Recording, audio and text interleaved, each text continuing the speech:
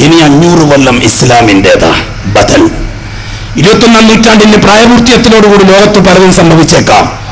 ആ സംഭവത്തിൽ സോവിയറ്റ് റഷ്യന്റെ പിന്നാലെ അമേരിക്കൻ സാമ്രാജ്യവും കൂട്ടുകുത്തിയേക്കാം. അപ്പോൾ ലോകത്തുള്ള 700 കോടി മനുഷ്യർ ഒരു ബദൽ ആവശ്യപ്പെടും. ആ ബദൽ ഇസ്ലാമാണ്. സകല സൗരത്തുകളും നമുക്ക് മനസ്സിലാക്കി തന്നതാണ്.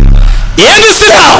അള്ളാഹുവിന്റെ വഹദാനിയത്ത് അംഗീകരിച്ച് മുഹമ്മദീ റിസാലത്തിന്റെ നഹ്ജ് അനുസരിച്ച് അസ്ബാബിന്റെ സകല താക്കത്തുകളെയും കാലിനടിയിൽ ചവിട്ടരച്ച് ആകാശത്തിന്റെ നടപടികളെ പ്രതീക്ഷിച്ചുകൊണ്ട് ജീവിക്കുന്ന ഒരു കാലഘട്ടമാണ് വരാനിരിക്കുന്ന 500 കൊല്ലം.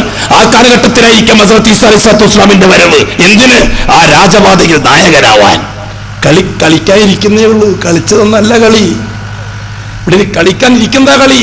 അപ്പോൾ വഹദാനിയത്തിന്റെ പൊരുളന്വേഷിച്ചെടുക്കുന്ന സമൂഹത്തിന്റെ മനസ്സിലേക്ക് അല്ലാഹുവിന്റെ ഏകത്വത്തിന്റെ പരിശുദ്ധതയും മുഹമ്മദീ റിസാലത്തിന്റെ നഹ്ജും ആണ് പെണ്ണിനടക്കം മനസ്സിലാക്കി കൊടുത്ത് നബിയുല്ലാഹി ഈസ അഷ്റഫുൽ ഖൽഖിന്റെ അനുയായിയായിട്ട് നമ്മുടെ നേതാവാകാൻ വരുമ്പോൾ ആ പ്രിയപ്പെട്ട നേതാവിന്റെ മുഹമ്മദീ റിസാലത്ത് അനുസരിച്ച് നുബുവത്തിന്റെ നഹ്ജ്, മുഹമ്മദീ നുബുവത്തിന്റെ നഹ്ജ് അനുസരിച്ച് സമൂഹത്തെ നയിക്കാൻ വരുമ്പോൾ അതിന്റെ പിറകിൽ ലിംഗികളാവാൻ മുവഹിദുകൾക്കേ കഴിയുള്ളൂ. ബാക്കിയുള്ളവർ ഔട്ട്, പുറത്താണ്. അതിന് വഴിയുണ്ടാവണം. അള്ളാഹു കഴിവുള്ളവനാണ്. അള്ളാഹു അലാ മാ യശാഉ ഖദീർ, യഫ്അലു മാ യുരീദ്, ഫഅലു ലമാ യുരീദ്, യഹ്കുമു മാ യുരീദ്. കേട്ടിട്ടില്ലേ? പുതിയ നൂറ്റാണ്ട് ഇസ്ലാമിൻ്റെതാണ്. പുതിയ നൂറ്റാണ്ടിന് 10 വയസ്സ് പ്രായപൂർത്തിയെത്തിയിട്ടില്ല. പുതിയ നൂറ്റാണ്ടിന് നമ്മുടെ കണക്കനുസരിച്ച് 15-ാമത്തെ വയസ്സിൽ പൂർണ്ണ പ്രായപൂർത്തിയെത്തും. എന്നുവെച്ചാൽ 2015 പുതിയ നൂറ്റാണ്ടിന് പ്രായപൂർത്തിയെത്തും. 2015ഓടുകൂടി ലോകം വഹദാനിയത്തിന്റെ വഴിയിൽ സഞ്ചരിക്കും. പക്ഷേ ഒരു കീറാമുട്ടി പ്രശ്നം അവിടെ കിടക്കും. മുഹമ്മദുർ റസൂലുള്ളാഹി പ്രശ്നം. ഒരു കാര്യം എന്റെ പ്രിയപ്പെട്ട തൗഹീദിന്റെ പ്രബോധകന്മാർക്ക് പറഞ്ഞുതരാം. ഇപ്പോൾ ലോകത്തിന്റെ ഏറ്റവും വലിയ പ്രശ്നം ലാ ഇലാഹ ഇല്ലല്ലാഹ് മാത്രമല്ല, മുഹമ്മദുർ റസൂലുള്ളാഹിയാണ്. നസാറ ജൂത സമൂഹത്തിന് ഏതാണ്ട് ലാ ഇലാഹ ഇല്ലല്ലാഹ് പിടുത്തം കിട്ടിയിരിക്കുകയാണ്. ഇനി ലാ ഇലാഹ ഇല്ലല്ലാഹിൽ വെള്ളം ചേർക്കാൻ കഴിയാത്ത രീതിയിൽ എല്ലാ ഭൂഖണ്ഡങ്ങളിലും ലാ ഇലാഹ ഇല്ലല്ലാഹിന്റെ ശബ്ദം എത്തിക്കഴിഞ്ഞു. ഇനി ദീനുൽ ഇസ്ലാമിനെ കൊല്ലാൻ ഒരു വഴിയുള്ളൂ, മുഹമ്മദുർ റസൂലുള്ളാഹിയെ മരവിപ്പിക്കുക. ഒരു കാര്യം കൂടി മനസ്സിലാക്കിക്കോളി, മുഹമ്മദുർ റസൂലുള്ളാഹ് അതിനെ മരവിപ്പിക്കാൻ സയനിസ്റ്റ് ശക്തികൾ കൊണ്ടുവന്ന ഏറ്റവും വലിയ മാരകമായ വിഷമാണ് തരീഖത്ത് സംവിധാനം. നാം ഉദ്ദേശിക്കുന്നതിനേക്കാൾ കുഴപ്പമാണ് വിഷയം. തരീഖത്തോട് ഉദ്ദേശിക്കുന്ന എന്താണ്? യൂറോപ്പ്. ജൂതൻ ഉദ്ദേശിക്കുന്ന എന്താണ്? ലാ ഇലാഹ ഇല്ലല്ലാഹയെ സജീവമാക്കി നിർത്തുക, ദിക്ർ, മുഹമ്മദ് റസൂലുള്ളാഹിയെ കൊല്ലുക, തൽസ്ഥാനം ശൈഖിൽ വഹിച്ചു കൊടുക്കുക. അതോടുകൂടി മുസ്ലിം ഉമ്മത്തിന് ഇസ്ലാം ഇല്ലാതാവും. ഏത് ഇസ്ലാം? ആകാശത്തെ സ്വാധീനിക്കാൻ പറ്റുന്ന ഇസ്ലാം ഇല്ലാതാവും. ഒരു ഉദാഹരണം പറഞ്ഞുതരാം. ഒരു ഡോക്ടർ, ഒരു ക്യാൻസർ സ്പെഷ്യലിസ്റ്റ്, അദ്ദേഹം ഈ പറയപ്പെട്ട ഏതോ ഒരു ആത്മീയവാദവുമായിട്ട് മുന്നോട്ട് പോകുന്ന ഒരാളാണ്. ഒരു ക്യാൻസർ സ്പെഷ്യലിസ്റ്റാണ് അദ്ദേഹം. അദ്ദേഹത്തിന് ഇത്തരക്കാർ പിടികൂടിയിരിക്കുകയാണ്. അദ്ദേഹം വീട്ടിലുണ്ട്. രാത്രി 2 മണി സമയം.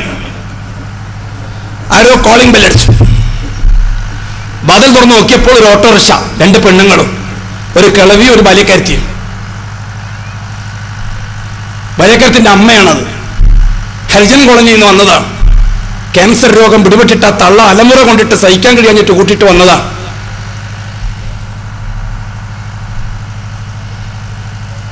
ഡോക്ടർ ചോദിച്ചു, എന്താണ് കാര്യം? സാറേ, അമ്മച്ചിക്ക് വേദന കൊണ്ട് സഹിക്കാൻ കഴിയുന്നില്ല, ക്യാൻസർ ആണ്, ഒരുപാട് നാളായി, എന്തൊക്കെ ചെയ്തു തരണം.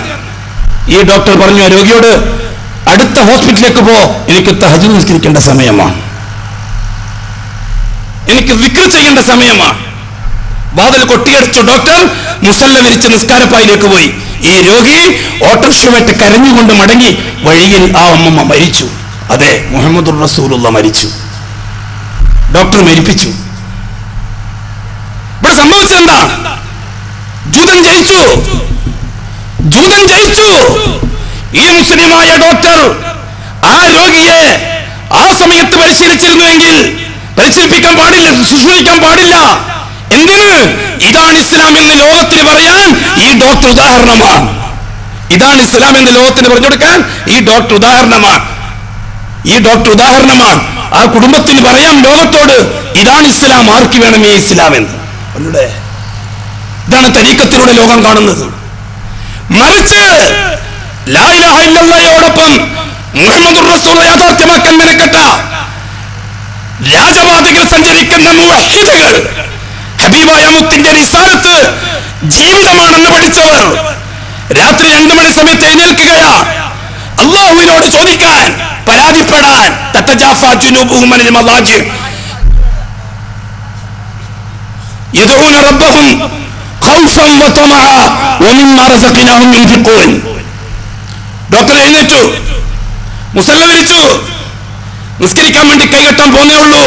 അപ്പോഴാണ് വെളിയിൽ നിന്ന് ബെല്ല്. ഡോക്ടർ വാതിൽ തുറന്നു. രോഗിയാ, അലമുറ കൊള്ളുന്നു, എസ്സി. ആ പെണ്ണ് അതിനേക്കാൾ കരയുന്നു. ഡോക്ടർ ചോദിച്ചു, എന്താ സംഭവം? ഒരുപാട് നാളായി ക്യാൻസർ പിടിച്ചിട്ട് കഷ്ടപ്പെടുകയാ. ഡോക്ടർ മുഹമ്മദ് റസൂലുള്ളാഹിയെ ജീവിപ്പിച്ച ഡോക്ടർ മുസല്ല മടക്കി മേശപ്പുറത്തിടുകയാ. ഉടൻ തന്നെ സ്റ്റെതസ്കോപ്പ് എടുത്ത് പുറത്തിറങ്ങുകയാ. രോഗിയെ പരിശോധിക്കുകയാ. അപകടമാണെന്ന് കണ്ടപ്പോൾ എത്രയും പെട്ടെന്ന് ആശുപത്രിയിലേക്ക് പോകാൻ ഞാനിതാ വരുന്നു എന്ന്. ഓട്ടോറിക്ഷയിൽ രോഗി ആശുപത്രിയിലേക്ക് പോകുന്നു. ഡോക്ടർ കാർ കൊടുത്തിട്ട് ആശുപത്രിയിലേക്ക് പോകുന്നു. പ്രാഥമിക ശുശ്രൂഷ നൽകുന്നു, ആവശ്യമുള്ള സമാധാനം നൽകുന്നു. അപ്പോഴേക്കും സുബഹിന്റെ ബാങ്ക് വിളിക്കുന്നു. ആ ഡോക്ടർക്ക് തഹജ്ജുദ് നിസ്കരിക്കാൻ കഴിഞ്ഞില്ല, ദിക്ർ ചെയ്യാനും കഴിഞ്ഞില്ല. പക്ഷെ അതിനേക്കാൾ വലുത് ചെയ്തു മുഹമ്മദുർ റസൂലുള്ളാഹ്. ഈ മുഹമ്മദുർ റസൂലുള്ളാഹ് യാഥാർത്ഥ്യമാകലോടുകൂടി 21ാം നൂറ്റാണ്ടിൽ ഇസ്ലാം 14ാം നൂറ്റാണ്ടാകുമെന്ന് യൂറോപ്പിൽ അറിയാം. ലാ ഇലാഹ ഇല്ലല്ലാഹ് ലോകത്തിന് പരിചയപ്പെട്ടു കഴിഞ്ഞു. സകല വ്യവസ്ഥിതികളും തകർന്നടിയുന്നത് ലോകം കാണുകയാ. സാമ്പത്തിക രംഗത്ത് കൂപ്പുകുത്തുന്നത് ലോകം കാണുകയാ. കമ്മ്യൂണിസം ഒരു ഭാഗത്ത് തകർന്നടിഞ്ഞപ്പോൾ മുതലാളിത്തം ആത്മീയതയെ ബിസിനസ്സാക്കി കോടികൾ കൊയ്യുകയാ. അതിലൊരു മതക്കാരും പിന്നിലല്ല. അങ്ങനെ അമ്മമാരും അച്ഛന്മാരും ബീവിമാരും ഭാവമാരും വർദ്ധിച്ചു വരികയാ.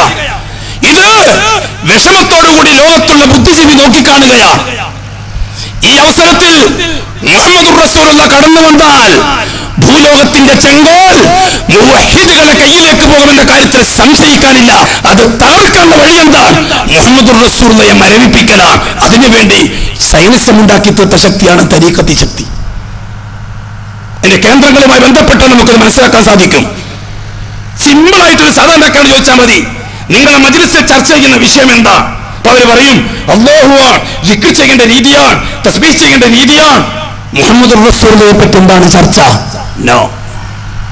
ഇവിടെ സദസ്സിൽ മുഹമ്മദ് റസൂലിനെ പറ്റി ചർച്ചയില്ല. പിന്നെ ചർച്ച ശൈഖിനെ പറ്റിയാണ്. എന്ന് വെച്ചാൽ മുഹമ്മദുർ റസൂലുള്ളാഹിയിൽ നിന്ന് ശൈഖിലേക്ക് ഉമ്മത്തിന്റെ മനസ്സ് മാറിയാൽ അതോടുകൂടി നെഹ്ജ് തകരും. നെഹ്ജ് തകർന്നാൽ വിഷയം ആകാശത്തിലെത്തുകയില്ല. ആകാശത്തിലെത്താതെ വരുമ്പോൾ ആകാശത്തിനും ഭൂമിയിലും ഗതിയില്ലാത്തൊരു സമൂഹമായി മുസൽമാൻ അകപ്പതിക്കും. അതാണ് പടിഞ്ഞാറിന്റെ ദുശക്തി. ഈ സമുദായം മനസ്സിലാക്കണം. ചെറുപ്പക്കാർ ജാഗ്രത വേണം. ആണിനും പെണ്ണിനും ജാഗ്രത വേണം. പുതിയ നൂറ്റാണ്ട് നമ്മളതാണ്. ഇസ്ലാമിന്റെ, തൗഹീദിന്റെ, റിസാലത്തിന്റെ, അസ്ബാബിന്റെ താക്കത്തുകൾക്ക് പ്രസക്തിയില്ലാത്തൊരു നൂറ്റാണ്ട് വരാൻ പോവുകയാണ്. സയൻസിന്റെ ഇൽമ് ഒരു വലിയ വിഷയമാണ്. ഒരു ഭാഗത്ത് നുബുവത്തിന്റെ ഇൽമും ഒരു ഭാഗത്ത് സയൻസിന്റെ ഇൽമ്. നുബുവത്തിന്റെ ഇൽമും സയൻസിന്റെ ഇൽമും തമ്മിൽ കൊമ്പ് കോർക്കുമ്പോൾ മുസ്ലിം ഉമ്മത്ത് ആരെ പക്ഷത്ത് വെക്കണം? നുബുവത്തിന്റെ ഇൽമിന്റെ പക്ഷത്ത് വെക്കണം. സയൻസിന്റെ ഇൽമ മഖ്ലൂഖാത്തിന്റെ ജൽപ്പനങ്ങളാണ്. നുബുവത്തിന്റെ ഇൽമ അല്ലാഹുവിന്റെ വാക്കുകളാണ്. നമ്മൾ എപ്പോഴും മനസ്സിലാക്കേണ്ട ഒരു വിഷയം അതാ. ആധുനിക ലോകത്ത് സയന്റിസ്റ്റുകളെ പൊക്കിപ്പിടിച്ച് അവന്മാര് പറയുന്ന ജൽപ്പനങ്ങളെ ലോകത്തിന് വിവരമായി പറഞ്ഞു കൊടുത്ത് അണ്ണാക്ക് തൊടാതെ വിഴുങ്ങി ദഹിക്കാതെ വരുമ്പോ ചുക്കുവശായം കുടിക്കുന്ന സമുദായമായി മാറിക്കൂടാ നമുക്ക്. മറിച്ച് സയൻസിന്റെ ഇൽമിനപ്പുറത്ത് നുബുവത്തിന്റെ ഇൽമുണ്ട്. ആ നുബുവത്തിന് അല്ലാഹുവിന്റെ വാക്കുകളാണ്. ആ വാക്കുകളിലൂടെ മാത്രമേ നൂറ്റാണ്ടുകാർക്ക് സഞ്ചരിക്കാൻ പറ്റുള്ളൂ. തീർച്ച അതിനുവേണ്ടിയുള്ള ഒരു സിമ്പിൾ ഒരുക്കമാണ് ഇതേപോലുള്ള എക്സിബിഷൻസ്. ഞാൻ ഇടയ്ക്ക് ഓർമ്മയിൽ വന്നപ്പോ പറയട്ടെ,